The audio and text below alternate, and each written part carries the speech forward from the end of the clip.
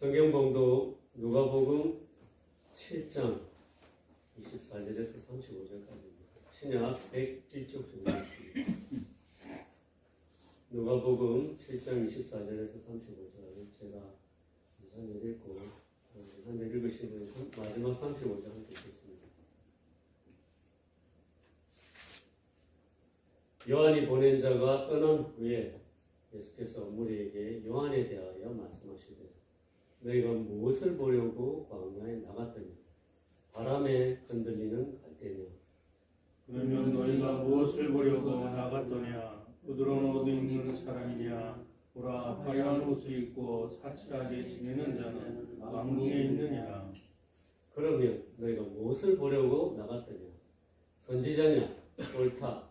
내가 너희에게 이르노니 선지자보다도 훌륭한 자니라. 기록된 바 보라, 내가 내 사제를 내 앞에 보내노니 그가 내 앞에서 내게를 준비하리라 하는 것이 이 사람에 대한 말씀이라. 내가 너희에게 말하노니 여자가 낳은 자 중에 요한보다 큰 자가 없도다. 그러나 하나님의 나라에서는 극히 작은 자라도 그보다 크니라 하시니. 모든 백성과 세리들은 이미 요한의 세례를 받은지라. 이 말씀을 듣고 하나님을 의롭다 하되 바리새인과 율법 교사들은 그의 세례를 받지 아니하므로 그들 자신을 위한 하나님의 뜻을 저버립니다. 또 이르시되 이 세대의 사람을 무엇으로 비유할까? 무엇과 같은가? 비유하건대 아이들이 장터에 앉아 서로 불러 이르되 우리가 너희를 향하여 피리를 불어도 너희가 춤추지 않고 우리가 곡하여도 너희가 울지 아니하였다 함과 같다.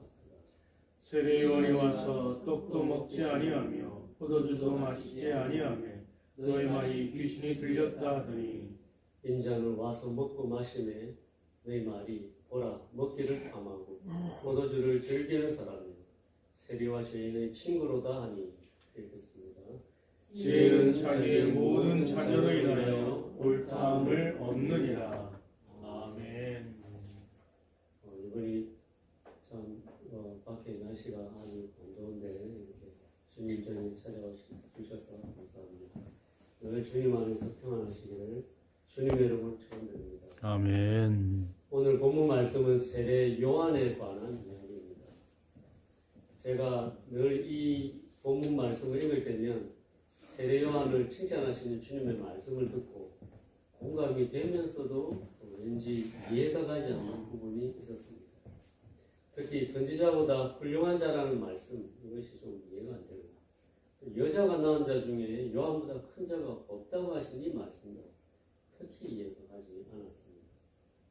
왜냐하면 구약에는 수많은 선지자가 있었고 또 그들 또한 많은 고난과 수치를 이겨내며 권능과 기적을 행했고 위대한 사역을 했던 사람들이며 놀라운 예언을 남긴 선지자였었는데 세례 요한이 그들보다 더 위대하다고 하는 일부분이 썩 내키지 않았던 것입니다.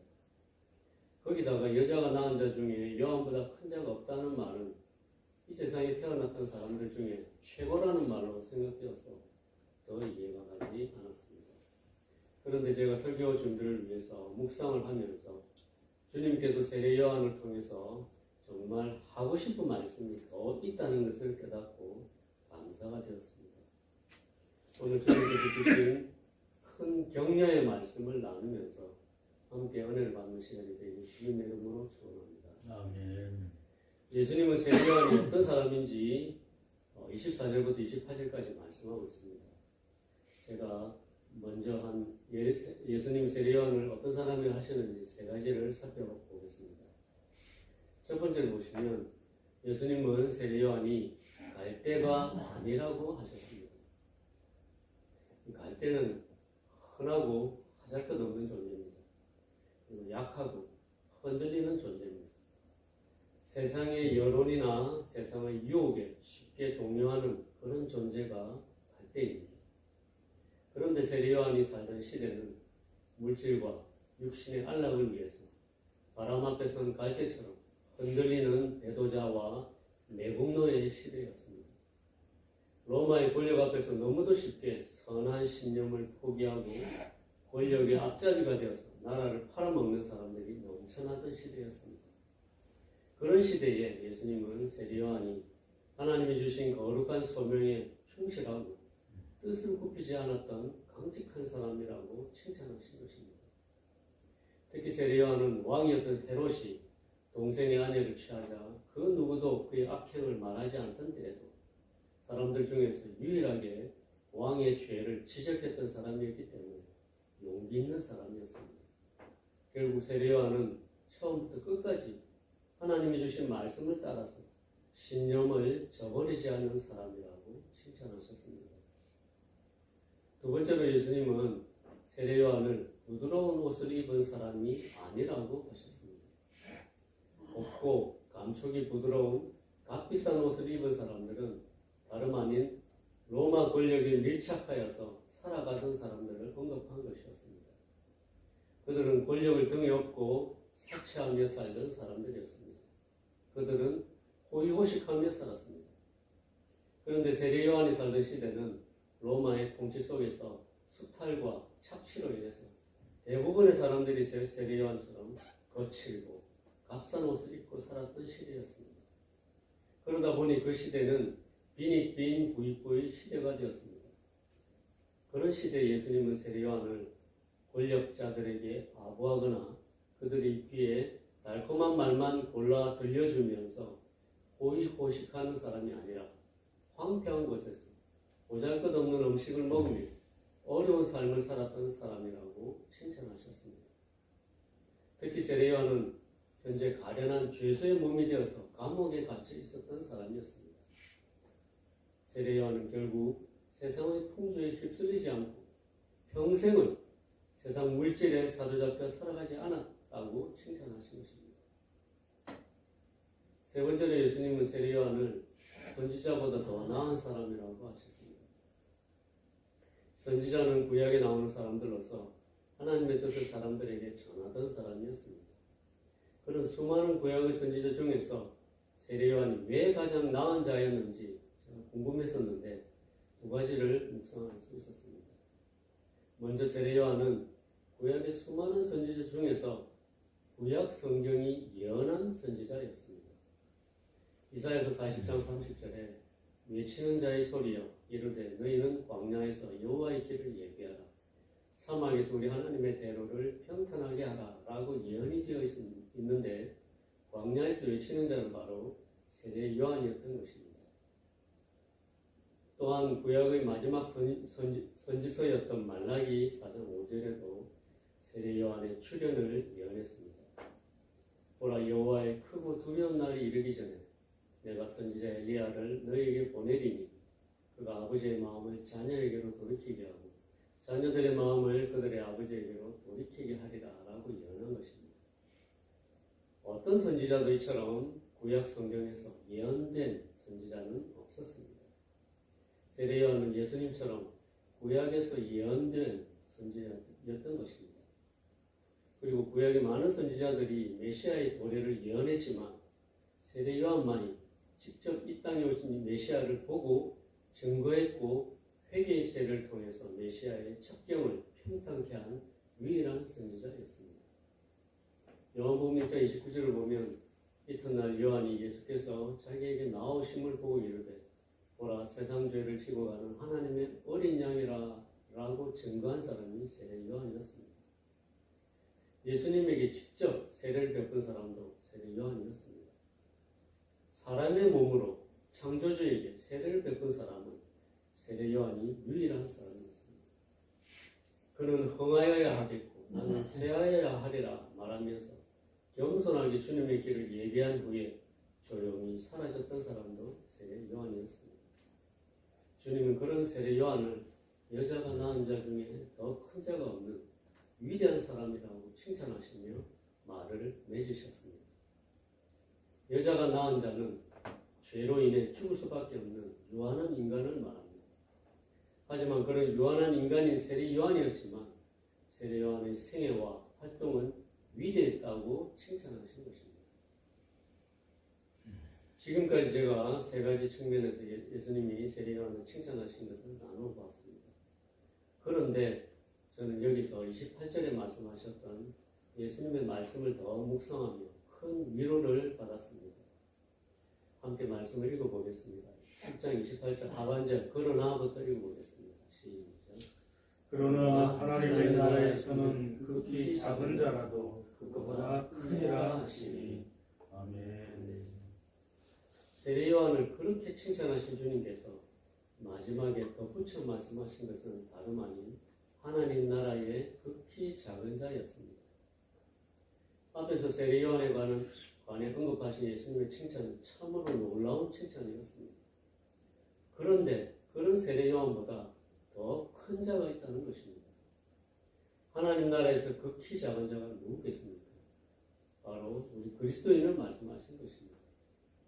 세례 요한이 베풀었던 것처럼 회개의 세례인 성령 세례를 받고 예수님을 만나서 구원의 반열에 참여하게 된 사람들을 말합니다.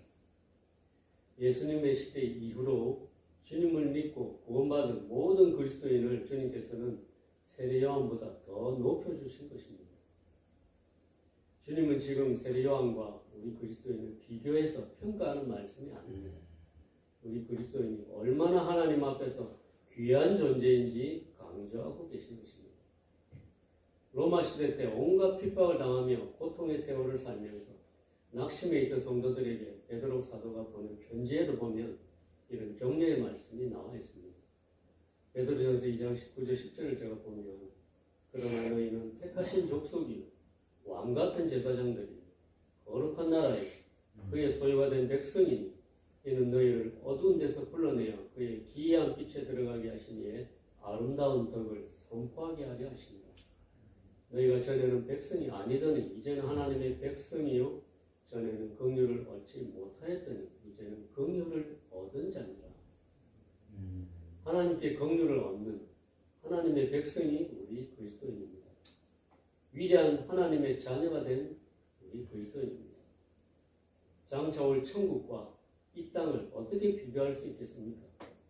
천국 시민권자는 이 땅의 어떤 시민권자보다 존귀하기 때문입니다. 그렇게 위대한 삶을 살았던 세례 요한보다 더 크고 위대한 자가 그리스도인이라고 지금 주님께서는 말씀하고 계신 것입니다. 주님은 이 땅에서 서로 비교하며 서로 누가 크냐 다투던 제자들에게 그들의 위대함을 강조해 주셨습니다. 너희는 나의 모든 시험 중에 항상 나와 함께 한 자들인즉 내 아버지께서 나라를 내게 맡기신 것 같이 나도 너희에게 맡겨 너희로 내 나라에 있어 내 상에서 먹고 마시며 또는 보좌에 앉아 이스라엘 12지파를 다스리게 하려 하노라. 그래서 이 말씀에 의하면 현재 주님을 위해 살아가는 주님의 자녀들과 종들은 예수님의 제자들처럼 위대한 삶을 살고 있는 것입니다. 그들은 세례 요한을 칭찬하셨던 주님께 더 큰 칭찬을 받을 사람들입니다. 그런데 본문 29절부터 35절 말씀에는 하나님의 뜻을 저버린 자들에 관한 언급도 나옵니다. 그 당시 모든 백성과 세리들은 이미 요한의 세례를 받았다고 말씀하셨습니다. 그러나 바리새인과 율법교사들은 이를 거부했다고 말씀하셨습니다. 그러면서 어린아이들이 장터에서 결혼식 놀이와 장례식 놀이를 하는 것을 예화로 들려주셨습니다. 이 놀이는 아이들이 두 편으로 나누어서 한 편이 피리를 불면서 곡조에 맞춰 춤을 추면 한 편이 이에 맞춰 흥겹게 또 춤을 추고 또 다른 편이 장례식 흉내내어 슬피 울면 또 다른 편이 곡소리에 맞춰서 울면서 가슴을 치는 놀이인데 한편의 아이들이 상대편의 행동에 잘 안 따라주면 흥이 깨지는 것을 비유하신 것입니다. 이처럼 어느 편에도 응하지 않고 따라주지 않는 시대의 모습을 지적하신 것입니다. 위대한 세례 요한에게는 귀신이 들렸다고 비난하고 더 위대한 예수님에게는 먹기를 탐하고 포도주를 즐기는 사람이라고 비난하던 시대라고 하셨습니다.